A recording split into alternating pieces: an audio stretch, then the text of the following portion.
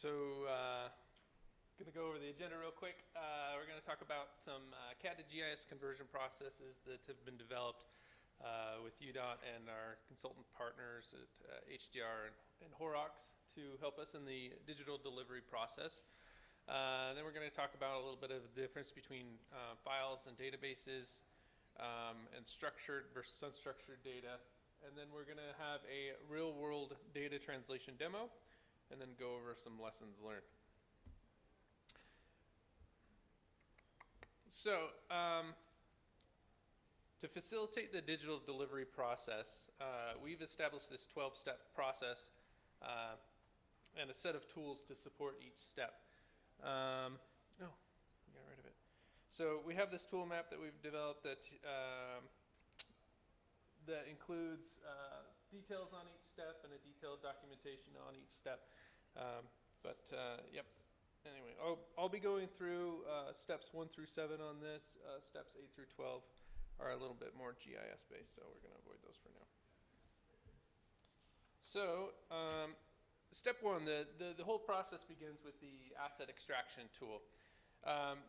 This tool was developed using FME to pull asset data out of our asset database and download it as shapefiles. These shapefiles can then be loaded into MicroStation and used as a reference layer. So a designer can select an area of interest, either using an existing UDOT project pin, or select a center line or a route, and that's then buffered. Or they can draw their own area of interest. And it takes that area and then extracts all the assets that they select for each, or all the assets they extract from our live asset database, which is managed in Atom, and then downloads it as shapefiles. So, and then they can use these when they're designing a new project. So they can, the existing assets IDs can be used to tag new assets that are being created to begin that life cycle of a new asset. So the end goal of this is that these new assets get added back into our asset database, management database. So step 2 here is the validate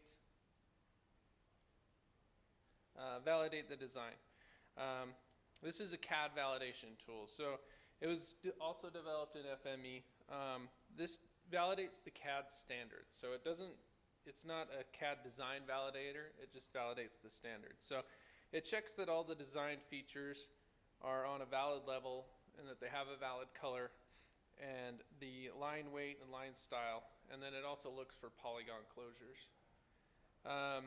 Having a valid DGN makes it easier to pull the design data into GIS in later steps. And it also helps maintain the symbology. This tool provides up to 3 different file outputs. It provides a report of all the element IDs of the features that didn't pass, and it provides the reason why they didn't pass. And it tells you the design elements that passed as well. And then it also outputs a DGN of all the failed features, so they can be fixed, and a DGN of all the passed features.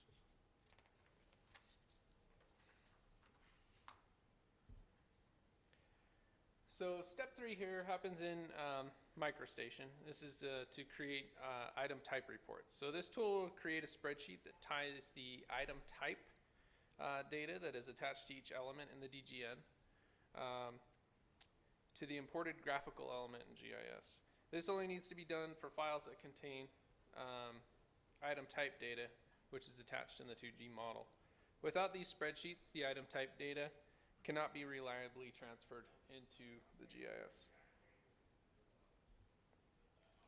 Step 4 is where we convert the CAD to GIS. So we have developed 3 different tools to do this, depending on what needs to be done. But the GIS data conversion tool is a GIS-based application that allows design engineers to convert their project CAD data files to GIS for use in downstream by construction and asset management teams. So this tool makes use of a geoprocessing service that was created with Python, and it creates a projection file for that project. The inputs to this tool are the item type report that we generated in the last step, and the validated DGN file that we did a few steps prior. So it runs the CAD to GIS tool that is included in ArcGIS Pro and reprojects the data into NAD83, and then joins that data to that item type report. It transforms color codes from microstation to RGB and fills out the RGB attribute that is used in the GIS symbology. It then does some basic data cleanup like densifying curves, and then breaks the data into the appropriate related tables. So with this tool, if you run it multiple times, it'll just truncate and append, and that's how we deal with updates or changes to the data. So the data uploaded to this data gets added to a database and a specific GIS portal that we've developed specifically for projects. Bless you.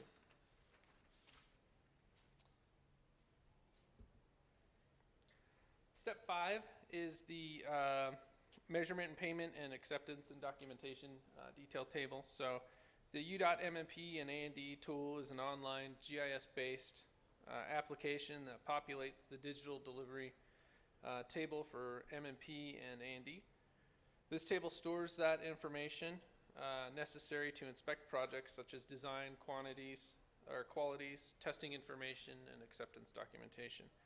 This tool is run once items are entered into Masterworks, and anytime there's a change to the information in Masterworks for the project. So the table output is stored in a GIS database for digital delivery, and then used in a field tools application that we have later. So steps 6 and 7 here, lump these two together. The U.Pay item validation tool is an online FME server application that was developed that compares the Excel report of pay item attributes of a design with entries in Masterworks to check for concurrency between the design and our Masterworks database.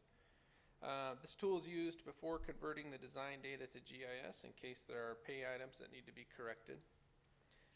And then the pay item DGN creator tool is an online FME server application that allows data or design engineers to merge their project CAD data files with pay item information to make spatial representation of the project's pay item report for the contractors. The pay item DGNs are separated by discipline, not combined like a standard report. And those are just some of the tools that we've developed. We've got a few more that we're working on still too. And like I said, the rest, we've got several that are more GIS specific.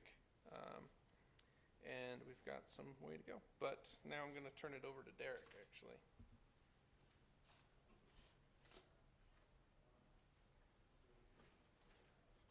Okay, thanks, Corey. Before we jump into files and databases, there's just a couple of thoughts that I've had over the last few days and few weeks. Yesterday, we heard a couple of times the phrase drowning in data but starving for information. And I've actually been thinking about that over the past few months. And I think in this context, I'm not sure that that's true. I think it's the opposite. I think we're drowning in information and starving for data. So I want you to think about that flip there as we go through some of this information. A couple of weeks ago, I was in a meeting talking about data interoperability and CAD GIS and databases. And one of the requirements that came out of the project was they wanted it to look like CAD. When it goes into GIS, we want it to look like it looks in CAD. And I said, oh, well, that's easy. You want it to look like this? And I showed them, and they said, oh, yep, that's exactly. Thank you. That's awesome. I said, I'm not sure if that's a compliment. And so think about that as well, right, as we go through these things. So all about files and databases. We're going to spend a lot of time probably doing demos and less slides here. So to explain this, let's look at just an Excel file. So this is an example. This is a report that comes out of ORD with item types from a design file. Looking at this, I would say this is structured like a database, right? This is typical. We've got field names at the top. You know, we've got rows with information. Each record has information in it, or maybe is missing information, and this is one of those super long tables. This is kind of a typical database type structure.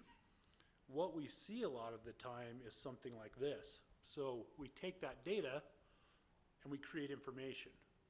So this is still a table, but in my mind this is information and not necessarily data. So when I look at this, there's some different cues here, right? So we've got headers and subheaders, right? So we set this up so that we can see groups of data. Oh, where's my pay item stuff? Oh, right here. Okay, I've got pay item 1, I've got pay item special 1. They each have a number, a name, and units. They're tied back to that element ID. So there's different colors. We've got this highlighted, empty, right? So we're missing some data in these cells, and so we've highlighted that and put the word empty in there. We can go in there and just stick notes wherever we want to put those notes. So Excel, when people look at it, it looks like a table, it looks like a database, but it's super flexible. And there's great uses for that, right? So this is just a simple example of the things that we see. So what makes it hard is when we get information like this, rather than data, and we try and apply that in a database. So let's say I want to create a Power BI report about this data that I'm getting out of this CAD drawing. If I give this to one of my analysts, an hour later, I'm going to get my Power BI report. If I give this to one of my analysts, 10 minutes later, I get my Power BI report, because there's manual cleanup on this to get it in, on this information, to get it into a structure that can be fed into a database to create the information I'm looking for. So the database makes it more dynamic to generate information. The information is for a specific purpose, right? So if we start with information, we have to go to a database to repurpose the data into new information. So let's look at this again. So let's take this empty cell right here. Let's look at the format of that cell. So I've formatted this cell as a number in Excel. But in Excel, even though it's formatted as a number, I can put a date, I can put text, I can put calculations, I can put any number of things in here. So there's some data validation concerns as well when we look at this type of data. Let's jump over and look at a structured database. This is the exact same data or similar data. So here we've got a table. Looks just like that first tab in Excel. There's a few differences. When we look behind this table here, we have constraints and validation. So if I look at my measurement field here, it's a double. It will accept a number, a negative number, as well as a decimal number. Text, unit measure is text. I'm limited to 25 characters. If I try and put 26 characters in there, it won't be accepted. My date field is obviously a date. I have to put a date in there. I can't put freeform text. I can't put numbers. I can't put decimals. I have to put a date in that field or it won't let me do it. And so there's these data validation constraints within structured data versus unstructured data. So it really comes down to files and databases.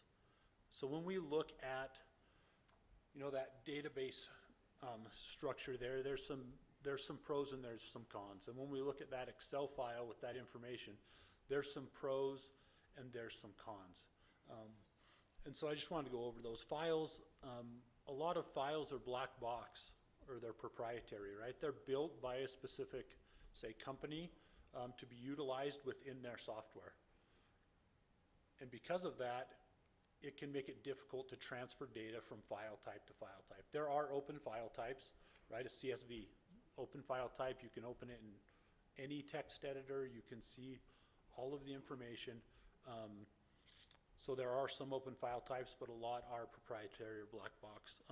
Usually they're single user, and that's usually managed by locks. So think about project-wise, I open up a drawing, it locks that drawing, other people can open that and view it, but they can't edit it. That's how it that's how it's change management is done. Same thing with an Excel file on the network. If I open the Excel file, and then Adrian opens the Excel file, his is read only.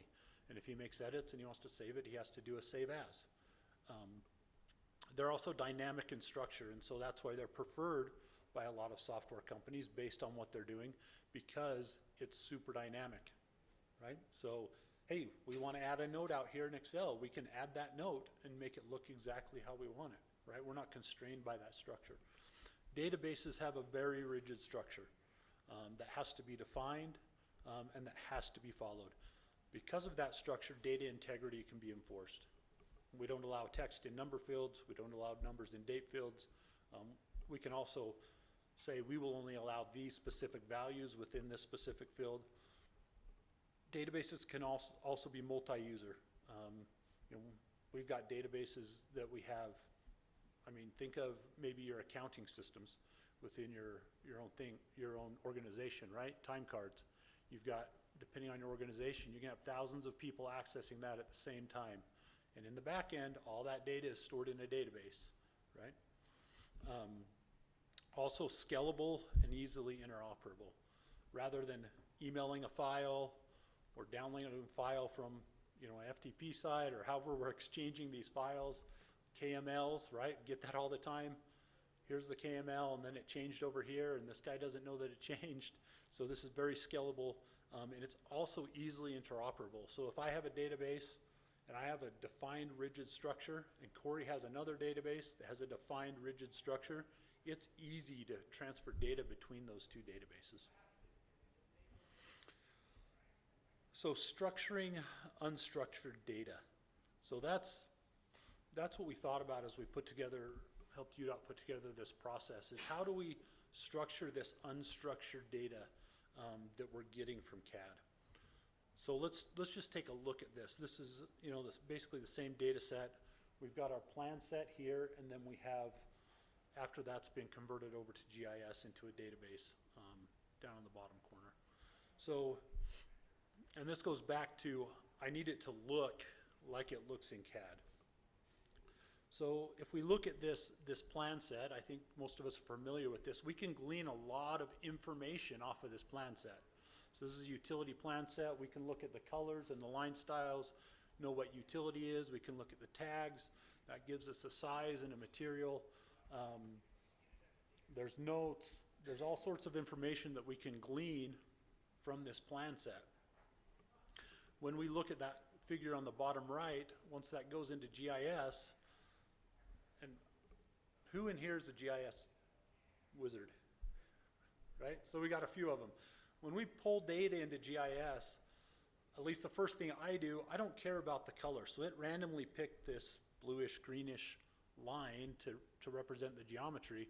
But what I'm really looking at is that table. I'm looking at that data, because now I can just use that data to automatically color it or make it look how I want it to look depending on my purpose, right? Maybe I'm going to a meeting with Dominion Energy to talk about conflicts in this design, and I need to create a figure. Well, everything's inside this data, so I just select everything that's Dominion Energy, and I color it whatever color that stands out so that we can have a discussion about how this functions. And so how the data is used determines its requirements.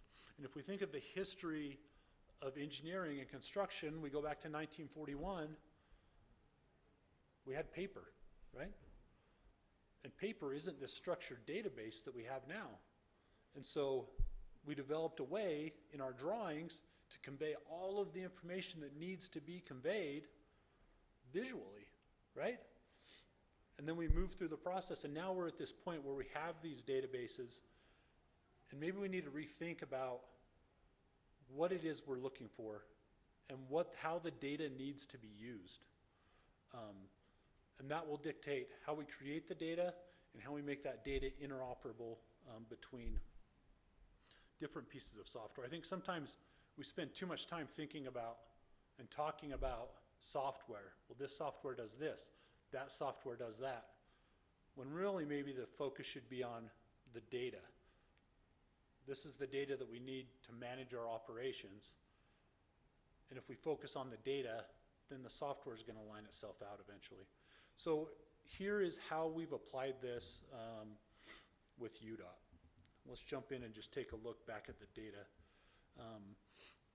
We have an items table. So those lines you saw on the map, so we have a geometry for each line. So we have a line segment, say from valve to valve for a water line.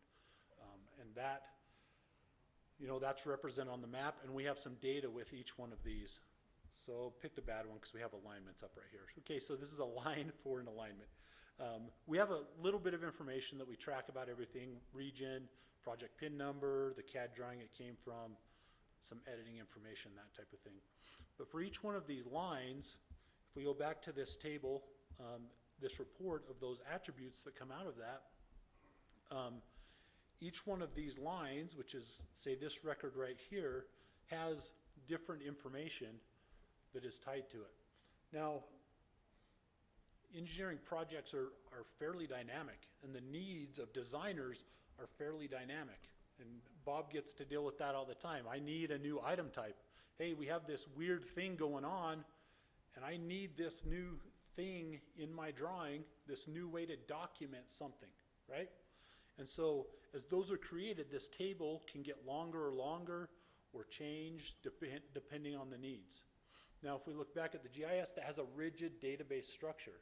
So every time a new item type is created in ORD, we don't want to have to go back to the GIS database and add that same item type, right? Because there's a delay, there's a lag. It takes time to make those things happen.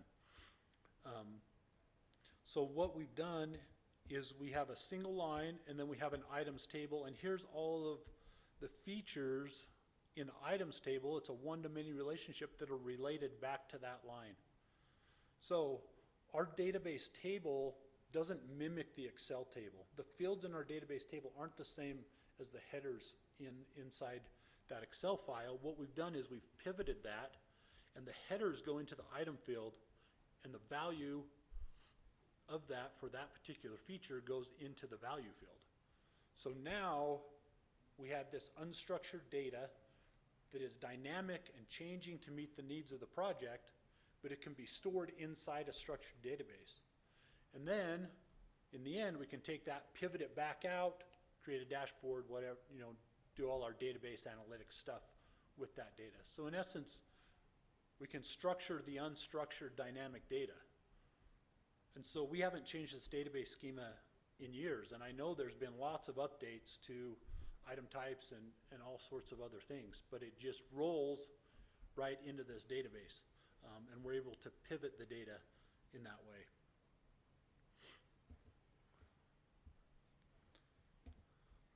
So let's talk about data translation in the real world. So one of the things that George hit on this project early on was it needs to be a repeatable process, right? And to be repeatable, there has to be standards, and there has to be a defined process, and there can't be bottlenecks. So traditionally, I've got a designer, he's got a CAD drawing, they want to create a web map. We need to get that data into GIS. So he calls the GIS guy monkeys around with it, gets it to where it needs to be. It takes an hour, maybe a day, depending on what's going on, maybe 2 days, puts up this web map. So in this type of process, we can't have that lag, and we can't depend on those types of people to have, to have this automated process. So I'm going to run through what that process looks like. So this is the standards validation tool that Corey talked about. Let's drag a file in here. So this is on FME server. Really the bulk of it is a Python script transformer, right, that does most of the work. The user hits OK. It's going to go on there and it's going to validate. There's a CSV that's updated that has the standards, and it goes through each element inside that drawing, and it says, okay, is this on a valid level? If it is, what are the valid colors, weight, line style combinations for that level? Is it on a level that requires a closed polygon? If it is the polygon closed? And then it creates a report. So now it's gone through, it's done that for this file. We open it up, we have our drawings. So we have a failed drawing. So these are all the features that failed validation. We have a passed drawing. these are all the features that passed validation. And so these are set up so that the designer can go back, say, oh, I've got items that failed. How do I find those? How do I correct those? What are those? So those can just be referenced into their drawings. And then there's also a feature report.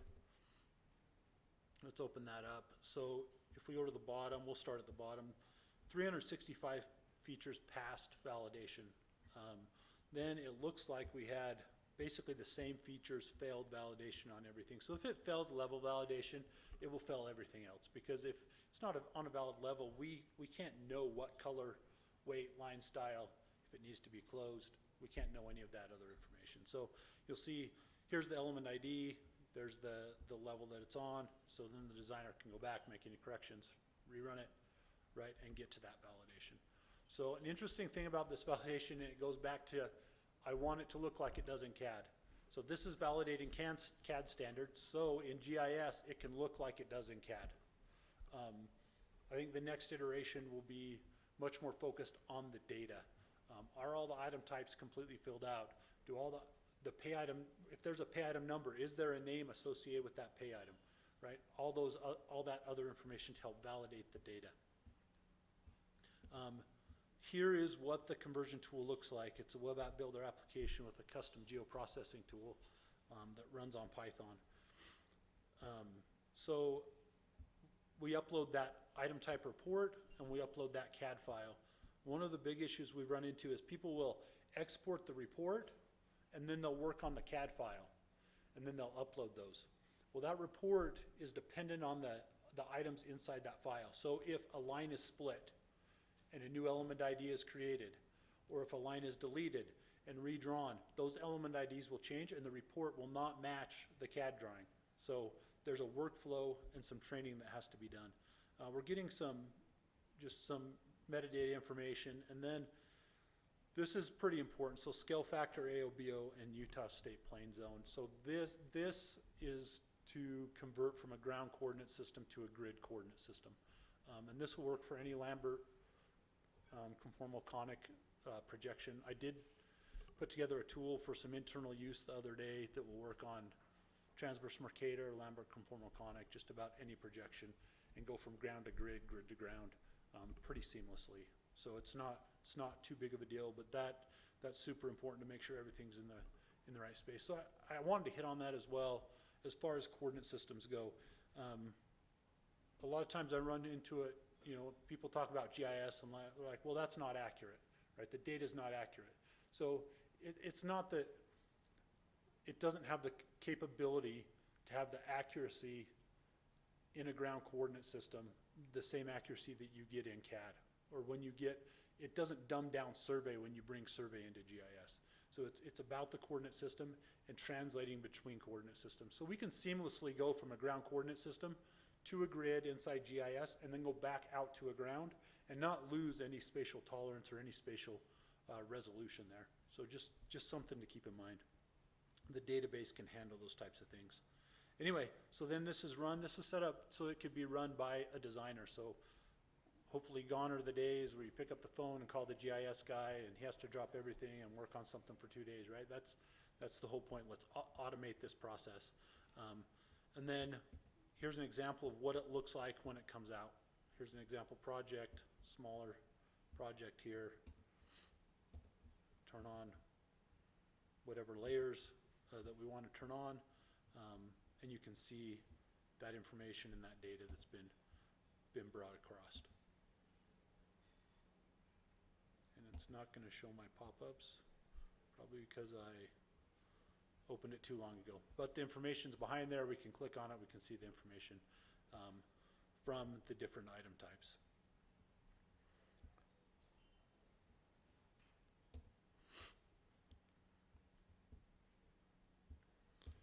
So we're going to move on to Adrian, and he's going to talk about some lessons that we've learned from different projects.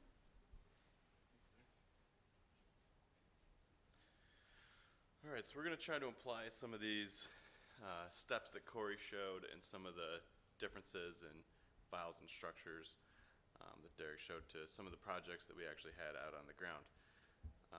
So Derek and I worked pretty closely with the designers and the crews to get these projects out, and test a lot of these ideas that we've been talking about. So I'm going to kind of go in chronological order here from older projects to newer projects, and we'll kind of see how some of the ideas changed and the way that we look at these projects changed. So the first project I'm going to talk about, this is one of the earlier digital delivery projects, Mid-Valley Highway.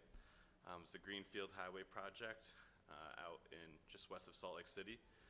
And this is relieving congestion off of I-80 going into Grantsville and Tooele, if anyone's familiar with the area. It was designed in Open Roads Designer. There's been many iterations and updates to that workspace that Bob has really done a ton of work on, and Ariel.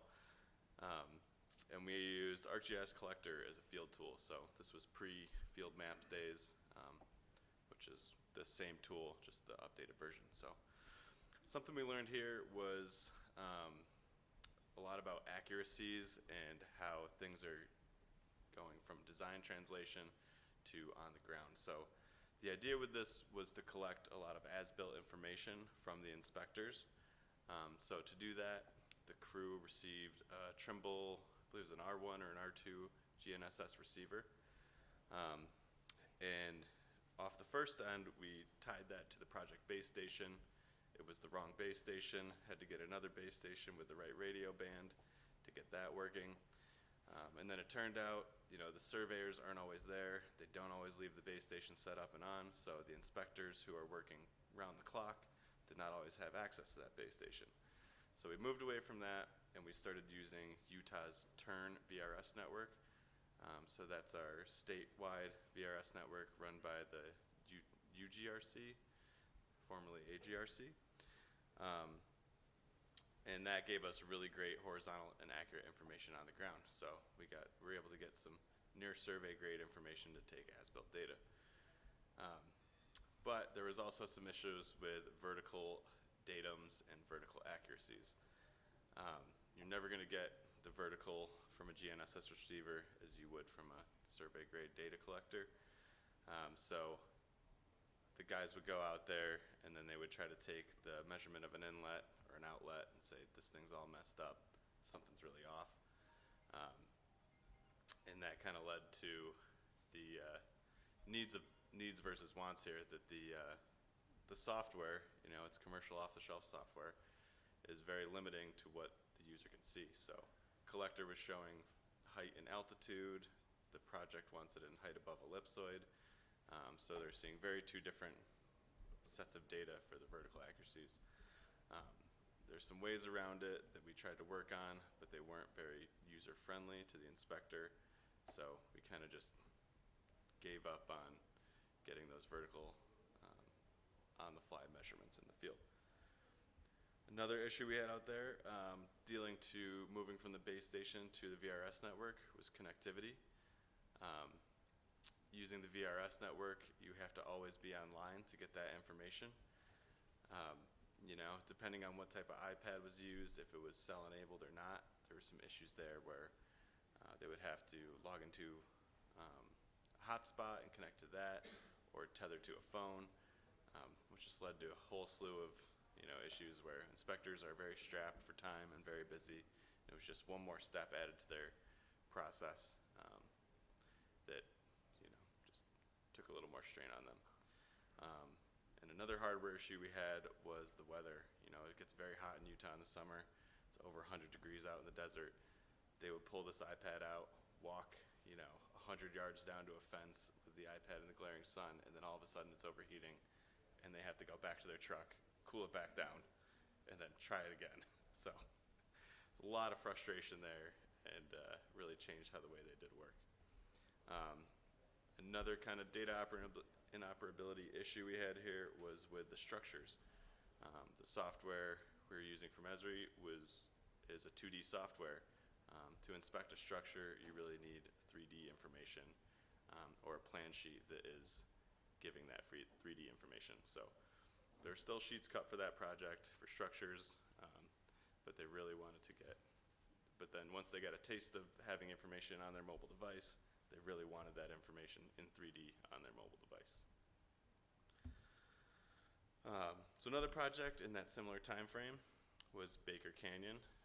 This is a highway reconstruct with a passing lane, kind of as you're heading south out of Utah Valley on I-15. This was in the Open Roads Designer as well, and also used Collector.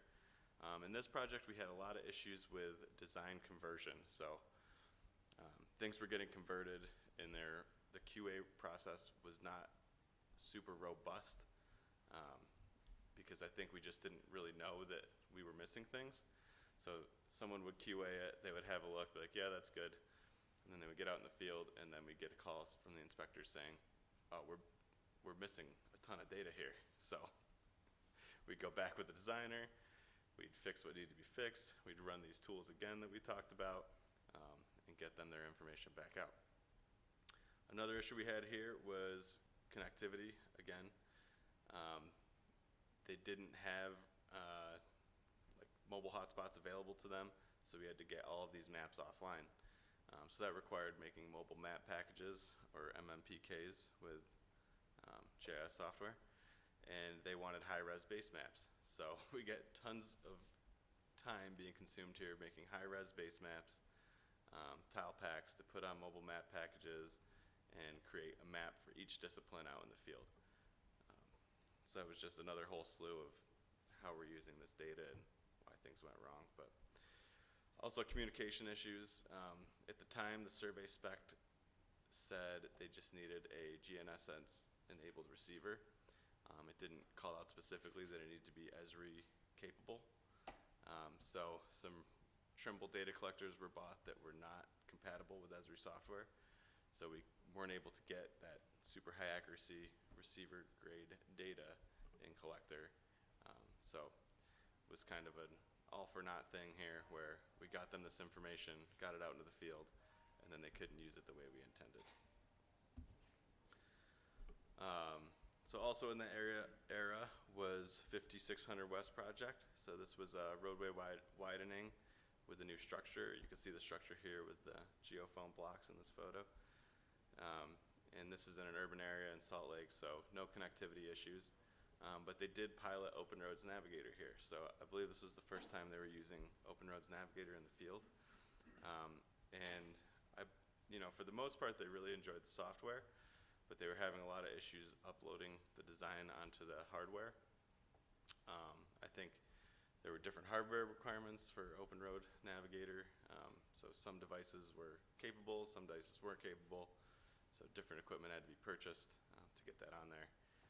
There's a steep learning curve, which correlated to the user experience. So if it takes a long time and it's very arduous to get that software on there and get them up to speed, the inspectors aren't going to be happy and they're going to gripe about it. Through all those gripes, we made a backup in GIS to get that out there in the field with software they're a little more familiar with. But by the time we did that, they already got comfortable enough with Open Roads to not want that either. So it was kind of just more of a training issue and a process issue as we had here. So the next summer we had I-15, SR-13. This is up near Brigham City. It was a structure widening and preservation project. And this is where we started using those related tables in GIS like Derek talked about. So we have the dynamic item types where we flip that table sideways where we can have any number of item types you want can be linked back to the original data. So through that, Derek and I had set up in the field maps a series of clicks to get to this inspector data. And so they say a lot, anything more than 3 clicks, nobody's going to do it. So this was about 3 clicks to get to this related data. And we had some serious feedback with that this has taken a while. The inspector's already stretched thin. We don't want to do this. So it was just really had to harp on them kind of, no, this is really important that we're doing this, and the data that we're getting back and the feedback that we're getting back really helps shape things moving forward. Another issue here that we resolved in later project was stationing. So we hadn't incorporated stationing into any of our projects yet, and in this one they really desired it. If anyone's been in the construction world for a long time, stationing is how they communicate things in their journal entries, in their progress reports, and how they're able to verbally and written communicate where things are. Whereas in GIS, we don't usually think about that. We just think, well, it's on the map, just open it up. It's right there. So that was kind of another learning curve as well. Same thing with overlapping duties. So they were adding red lines and progress reports and different things in the app, but then they would go to write their journal entries at the end of the day and have to describe those things again. So they're kind of saying, well, I put this in the app, why do I have to describe it again and put it in my journal entry? You know, you're making me do this twice here. So kind of in that same summer, later on, we had the SR 186 2100 East to Stringham Ave. So this is Foothill Boulevard in Salt Lake City, up near the University of Utah. This is a roadway preservation project.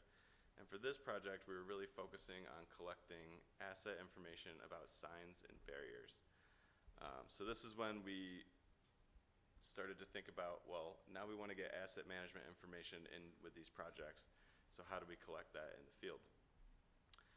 So we started using a program that we called C-Maps, which is really just a rebranded Esri Field Maps and Esri Collector, or Esri Survey 123 in the field. So linking those two things together, we're able to create some intuitive forms where they can collect asset information along with do their construction duties and see the design on the project. So for this one, some of the things we learned is that we really need inspector buy-in here. So the crew didn't end up having time to do the asset management collection part. So an outside consultant inspector was brought in to do this. They got the job done, they did a great job, but they had no context to the project. So, you know, when you're asking someone to get out there and do a task that someone who should be very familiar with the project is doing, there's just a lot of questions and kind of back and forth about, you know, why this needs to happen. We also had some accuracy issues with this new process by collecting asset management. We were using Survey 123 to gather the asset management information and dropping a point on top of a sign or a barrier saying that we have collected this. But without a high accuracy receiver, the point is getting dropped, you know, somewhere in the 30 to 50 foot range near that asset. And so when you're in an urban area and there's a lot of signs, you know, kind of had some issues down the line when the GIS analyst is reconciling this data saying, well, does this go with that sign? Does this go with that sign? Some other issues there. We also had some, yeah, that was kind of the whole thing there. Mount Carmel to Orderville. So this was a really cool project. And I really enjoyed this because it's a beautiful area and I got to go down there a couple times to visit the crew and help them out with things. So this is down near Kanab, Utah. Really pretty area. And this was kind of two projects in one here. So we had a two-way turn lane out near a state park and then a roadway preservation in the town of Orderville. So this was a BIM 360 pilot. So it was designed in Autodesk. We also got to pilot GeoBIM on this, which is a really slick tool that pulls information directly from the Autodesk Construction Cloud into GIS and gives you this awesome viewer that you can see here where you're looking at GIS data on the ground while also looking at the original design in Autodesk format. So that was a pretty neat thing to pilot, and I think the designers and project managers really liked that, but it doesn't have much use in the field. So they piloted BIM 360 as the field tool, and it turns out with the lack of connectivity, they had a ton of issues with that. So we got the call to, can you throw this in GIS and get us a field map in like 2 days? So we hustled up, and luckily there's some really good Autodesk Esri integration there. So you're able to convert these files really quickly and get it into GIS, and got that into the field. And they ended up using GIS for the remainder of the project. US 191 passing lane, this was another one that I got to go down and visit a few times, which is awesome. So this is on your way into Moab. When you get off I-70 and you're heading into town, you're on US 191, so it's a really pretty stretch of kind of red rock desert here. This was open roads designed, and we used C-Maps again in the field. In this one, there was a lot of issues with a smaller contractor using the models for design review. So they were expecting a Trimble Business Center model. All we gave them was the ORD model, so they had to retool it into Trimble Business Center to do their reviews. I think that lengthened a lot of the time. There was also an initial survey error with the project, so everything was off and overrun throughout the project. So, I mean, this doesn't necessarily have to do with data interoperability, but just one data error in the beginning of the project led to a lot of product overruns in the end, and increased time since they took survey every single day on the project to kind of reconcile those things. But all in all, the crew collected the assets. They got all the asset management information in there. You know, it was a good learning curve. But once they had it, they really liked the software, and they thought it was, you know, they got the importance of collecting that data in the field. Yeah, they happen to put all these projects in really pretty areas, which is awesome. So this is SR14. So this is heading up out of, I think, Cedar City up towards Cedar Breaks State Park, which is a really pretty area. They added a passing lane up through this canyon. And something we learned here were that all these different file formats made it really difficult for the contractor to do their bidding. They had trouble communicating with their subs, not having PDFs. So they had to make a lot of things themselves to communicate that information to the subs. And they had used Synchro in the field. So they had a lot of issues with isolating the disciplines in Synchro. There was no internet connectivity, so they're working on cache data. And they also had some inconsistencies within the data, so some of the storm drain elevations were off, some of the other things were slightly out of order. Also another issue, kind of we saw this with Open Roads Navigator, I think, was that some of the older iPads and other tablets were not compatible with Synchro.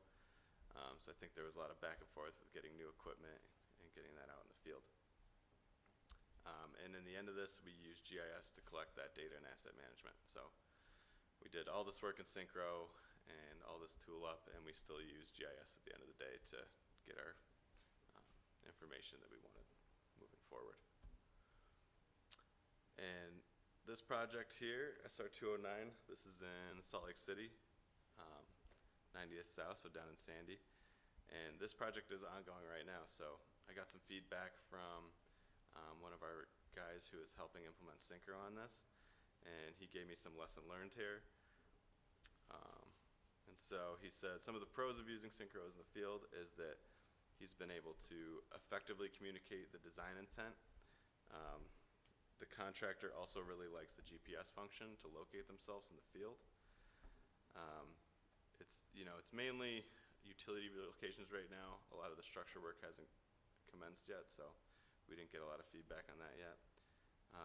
But some of the hardships they've been having is that Synchro is not showing all the metadata, so all that information in GIS that we pull into item types and those different reports that we pay item A and D that we have available in the field are not always available in this either.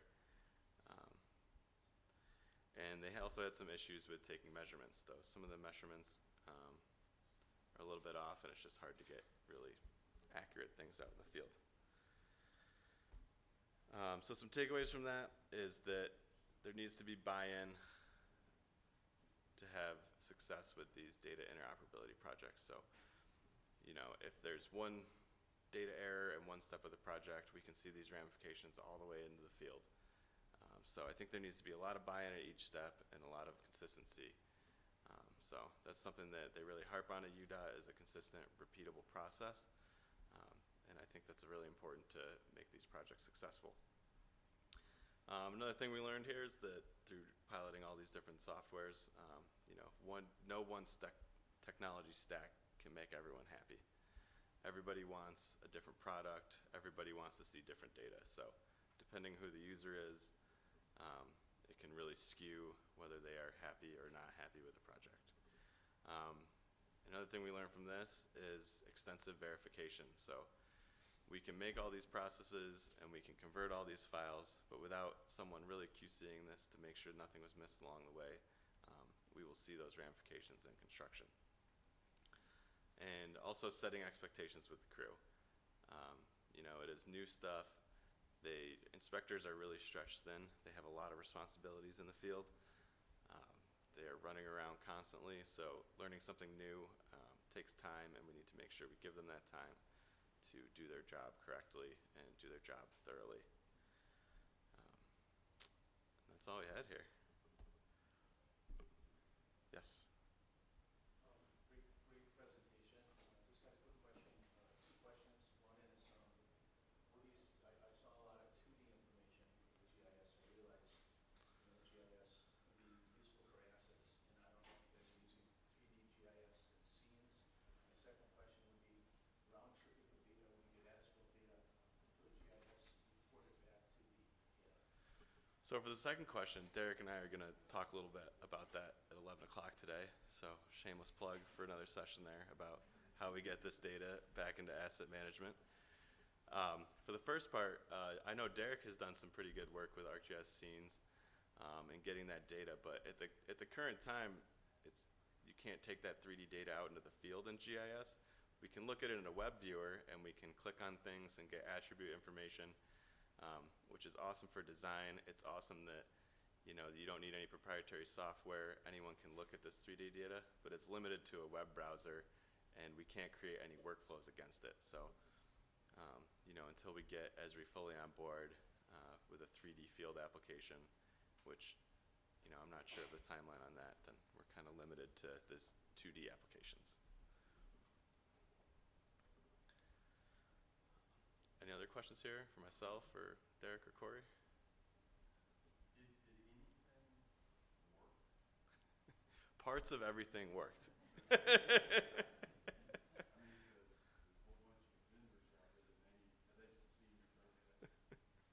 I don't know if I want them to. But just for the. It's a new process, that some of the things that we're trying to bring along here, but, what you learn should happen. Yeah, it definitely should. Better solutions. And I think all of these issues have been communicated to the software providers, and they are aware. And it's just part of using these COTS solution, these commercial off-the-shelf pieces of software. You're limited to what you can modify and what you can change in this without developing really expensive custom applications. Every product is going to have a limit to it. So you can do our best along with the design and the conversion and the things that we can have control of to get that data to be useful in those products.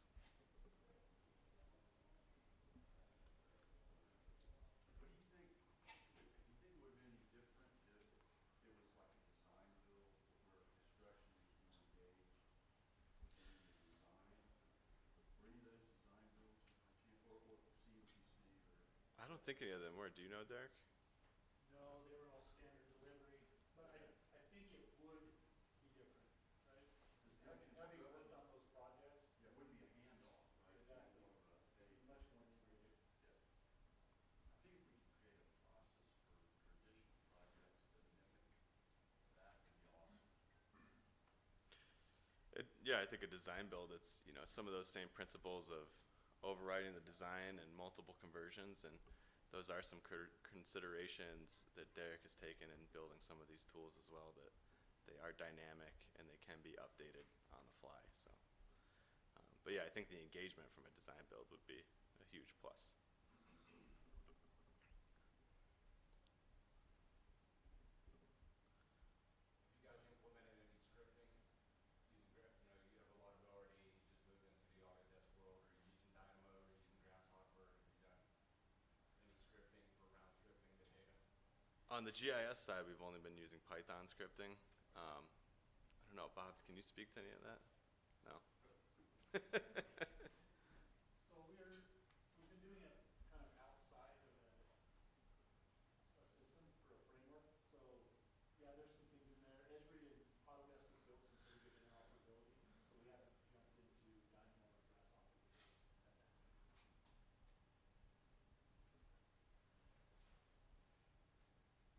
it'd be great if everything was a little more open sourced.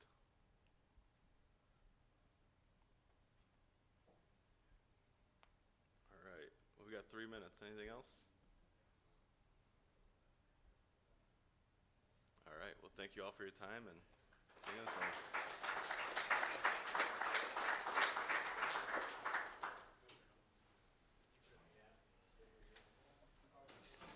Thanks, Derek.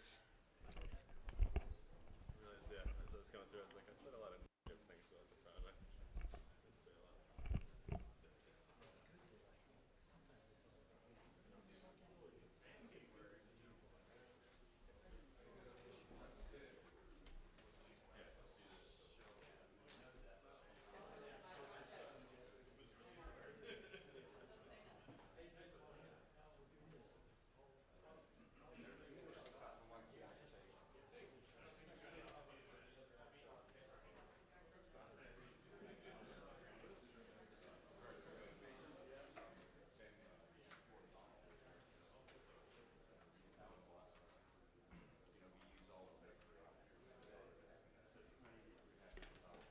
Hey Derek, I'm Jesse with Headlight.